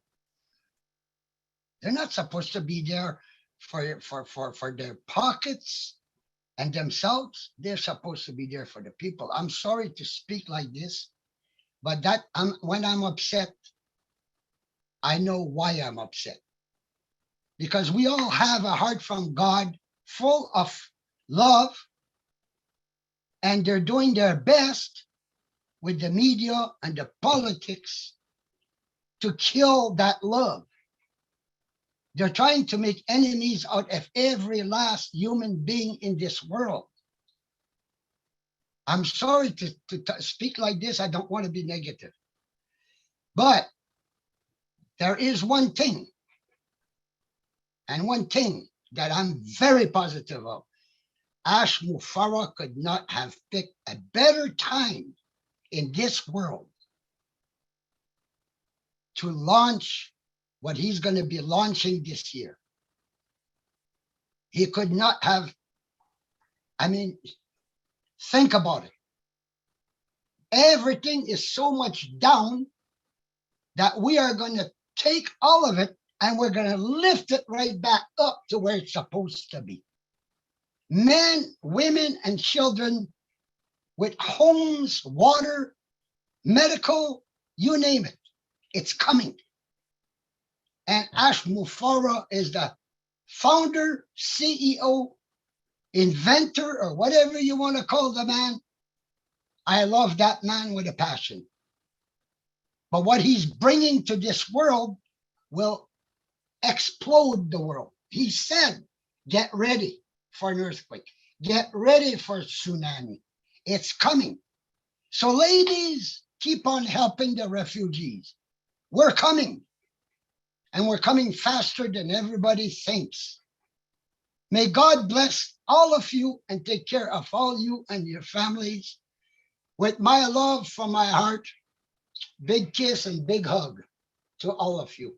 Thank you for listening to my getting pissed off. Richard, thank you, brother. And obviously you still have a lot of love in you, so they haven't got to all of us yet. So keep that up, brother. Julie Wen, please unmute yourself. Thank you, Chris, and thank you so much, Tina, for bringing the beautiful guests here. Ladies and gentlemen, you are beautiful people, and you're so strong, and you stand up for the unfortunate. I just like to say thank you so much for doing that. I am myself a refugee as well. I believe that there are beautiful people still around in this world, and I'm so thankful and appreciate this country that take our family in. And I believe that everything that is currently happening right now, we can't not depend on our government for the rest of our life. We cannot. We are depending on the good people around here. And ladies, and gentlemen, also, we are here in this community, and our CEO, Mr. Ash Mufarad, has many times has said, we are doing everything that we can to give the power back to the people. We are receiving that power, and we are in ONPASSIVE, and that's one of the reasons why OBLESS is here. And I would like to make a suggestions with you, and not only that our guests here today, but for everyone who has a heart for the refugees, who has a heart to help humanity, in different countries.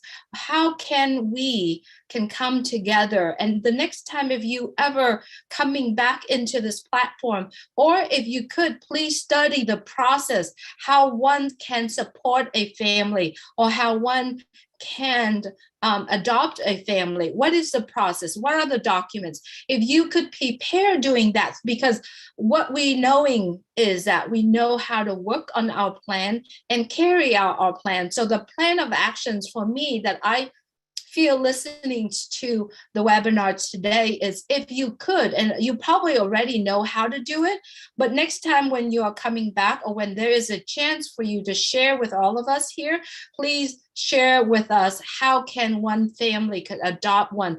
Currently right now, we can sponsor or can help with a founder positions. However, we could do so much more once our company is in running to the public. We can help so much more. And there are so many good people still in this world, and especially in this community of ONPASSIVE. I'm so blessed to meet you today, and I'm so blessed to know that you're a stand up for humanity. And I want to thank you for that. And I do want to support everything that you are doing. So if you could please, next time when you come back, please let us know the process of doing that, adopting the family, or how can we help. Thank you so much for being here. And thank you, Tina, for leading it and bringing this to all of us here. Thank you, Julie Wen, for the wonderful words. Okay, we have 2 more hands up. And Jennifer, you had your hand up too. Did you want to say something? You sure? Don't get all shy on me now. You did. I did. I don't think you were trying to give me a high five. You sure? Last chance. You want to, because you were next in line. You want to say something? Yeah, I actually just messaged Tina what I was going to say. But I'm wanting to donate 2 spots to 2 single moms over there. So if they could find me 2 single moms, that's really close to my heart, to help out single moms. So if I could do that. So I think I sent her my email so she can get a hold of me. Thank you, Jennifer, very much. I'm glad that you came on and said that. I also got another text from another gentleman, said I wants to do the same thing. Tina, I'll get you that information. Jennifer, thank you very much. Okay, my beautiful sister, Miss Bridget, please unmute yourself. And there was another lady. Where'd her hand? Where did Lily Lane's hand go? Did you have your hand up, Lily Lane? That was Auntie Mary Pendy. I saw her. Oh, Mary Pendy. You come back. Go ahead, Bridget. You're next. But Mary Pendy, you know I always got time for all my sisters. Come on. Hello, good evening, everyone. Thank you for the opportunity, my brother Chris. Thank you, Tina, for coordinating this, and thank you, Zaidan. And Faisal, is he still here? You guys, I'm so speechless. There is no reason why people should go through all this. The refugees, there is just no reason whatsoever. I am glad everybody has said pretty much what I had on my heart, that ONPASSIVE being the correction to the corruption will definitely resolve all these issues. Obviously, there's so much corruption in terms of how the refugee situation is being handled. It should be handled better than the way it's going. And in the sense that we're thinking of adopting some of those refugees, I think that's such a good idea. And I really thought if we can all think about things in that direction, eventually we were able to help using our OBLES system. So that's all I have to say. And thank you so much, Tina, for bringing this to light. Thank you, Bridget. I appreciate your always kind words. I'm looking for, where'd Marie Pendy go? Marie, you still out there? She's right here. Oh, Marie, where are you hiding from me? You know you can't hide from me. Come on, let me hear what you got, sweetie. I just wanted to, say one line of, listening to this webinar. Really have enjoyed listening to everyone. And thank you for all the guests that came and brought to light some of the difficulties that we are facing around the world. Like Mike said, I come from Cameroon, and some of us were born in the English part of Cameroon. We have French and English as our national language. This part that we came from, we have war, and the war has been going on for the past 7 years. So we've had displaced families, displaced children. Last week, I just sent a video to Mike where Mike's ancestors come from. They burned down the only hospital that was standing to serve the people there. They burned down schools, boarding schools, where children go to study in order to better themselves and to better their society or their community. So these things are all over the world. And what makes it difficult is the bureaucracy that is in the way of helping. Statistics in reality shows that if you donate $1 to a cause, it's only like 5 cents that eventually goes to the cause. The 95 cents will be written that they used it to pay the bills or the light bill or somebody's salary. So the actual cost of the money you are donating $1, they only get 5 cents out of the dollar if they are lucky to have it. So I just wanted to say that this OBLES is a blessing. because when we are presented a situation through crowdfunding, we'll just go directly to the cause to try to solve the problem, as opposed to going through the bureaucracies and the red tapes and not knowing whether we're going to help the cause. That's why sometimes when I drive through the streets of DC, going to work or coming home, I prefer to give the money directly to the homeless person who runs to me and asks for money for the next meal, as opposed to going to give it to where they live, because they may not actually have any of that money. Yes, so I'm really happy that we have this Obless, and the money is going to go directly. And there's more to come in terms of giving from individuals, especially like me. So stay tuned. Thank you. Very much, Marie Pendy. I'm staying tuned. I love that. That's a good one. Oh, look, I got another hand up. Miss Karina, go ahead, my other beautiful sister. Thank you, Chris. Please. I'll keep it real short. I honestly just wanted to come on and say thanks to Auntie Tina for bringing them on. This was a really awesome webinar. They always are. I love you guys so much, Chris, you know, for all you do. All of you, you're beautiful people. So yeah, I'm excited to help as many as we can, and I know that we will.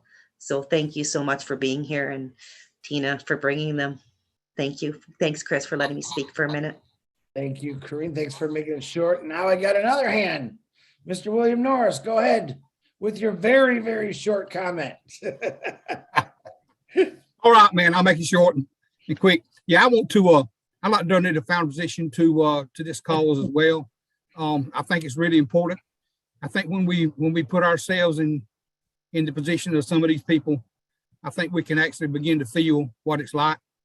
And I think we really need to do that. So I'm willing to donate a position at this point to this cause. Beautiful. Now, William, do you have Tina on your Facebook? I don't think so. All right, just send me, everyone that wants to donate, send me your registration link if you're on my Facebook or your email, and I will make sure Tina gets it. I already sent Tina one. So if any of you want to do that privately, you could definitely send it to me through my Facebook, your registration link, or my email. And I promise you, I will get it right to Tina, and she will pick the single moms like Jennifer wants. And if you have a specific individual, which to me, if they got a heart, that's a specific individual, you can help them out. William, I appreciate that. Absolutely welcome. All right, guys, first of all, I'm going to thank everyone that I know, Lynn Nakamoto for advertising and running the board for me. Same with Julie Wen. Thank you for advertising and running the board. I want to give the honor to Tina to thank these beautiful ladies and gentlemen that came on today. And from the bottom of my heart, thank you for opening our eyes up to things that we never really understand or hear. I will say this today to this group. I know we got like about 98, 100 people on here. If you know people that are refugees, have been pushed out of their homes for any situation, I would love to hear their story, and I would love you to hear their story, because before Admira went off to bed, she says something to me that I repeat to myself all the time. Just when I think I got it bad, there's millions of people who have it a lot worse than us. And there's 26.6 million refugees that would gladly fill our shoes any day for 5 minutes. Just remember that. So Tina, I personally want to thank you for bringing these wonderful individuals, ladies and gent, to this webinar. And I would love to give you the honor to saying their names properly, because you know I'm going to mess them all up. And ladies, I love you with all my heart. God's blessings always to all of you, what you're doing. And I'm praying Bless comes fast. And I will work shoulder to shoulder with all of you to do whatever it takes to fix this. Tina, you can say what you got to do and close it out. Oh, wow, wow, wow. Chris, you know, I stuff up too. I always do. I blabber most of the time, but I want to repeat what I always say in most of the webinars, that I'm already blessed. I'm already blessed with just having my life. I'm blessed with the best husband I have, the most beautiful children I have, and ONPASSIVE will take care of them. So it is a manifestation that comes true. I still remember Ion Dubai when I said, Ash, you're my hero. And he asked me why he hasn't done anything. Oh my God, how could he say that? He's done so much for every one of us. And we will be doing a lot more.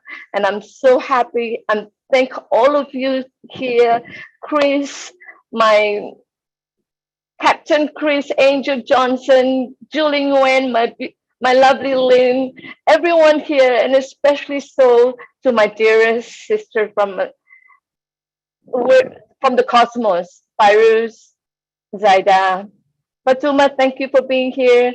Faisal has left because he has to work.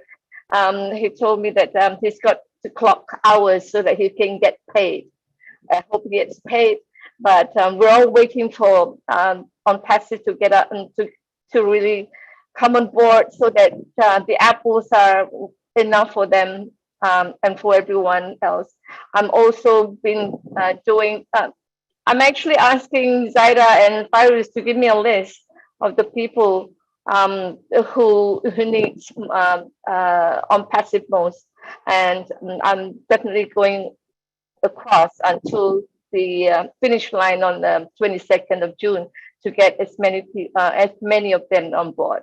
Thank you so much, Chris, once again for this platform. Thank you all of you for your support and being here. Just being here is support enough to get that awareness that we are all blessed and we are all human. We're one family. Thank you. Thank you. You, Tina. Before I tell everybody to say goodbye, I also want to thank Mike. And don't forget about Michael's offer, engineer Mike. If you have a laptop and you want to learn something that can help you, send that information to Tina. We'll get it to Mike. And a lady did ask, actually, Fatuma asked a question, what if we don't have a laptop? Good question. Maybe we could partner you up with someone over there or someone that has a laptop.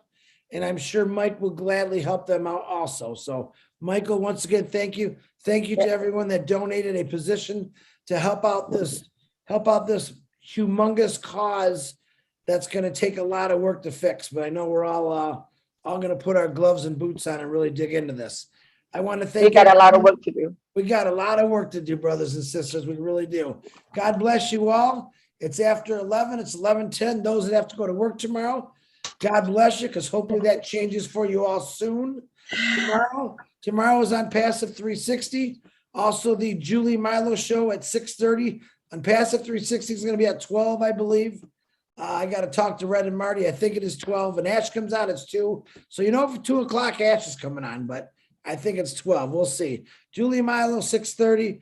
And then there's a million other webinars all over the place. Check them out. Get to your back office and check it out. And let's just do this. God bless everyone. God bless ONPASSIVE. God bless the Mafara family. And God bless all of you for opening your hearts on this wonderful thing called Oh Bless. Good God night, bless everyone. you, Chris. Unmute, say your goodbye. Love you very much. Thanks, guys. Thank you, Bye. Jella. On your wedding. Tulip from Philadelphia.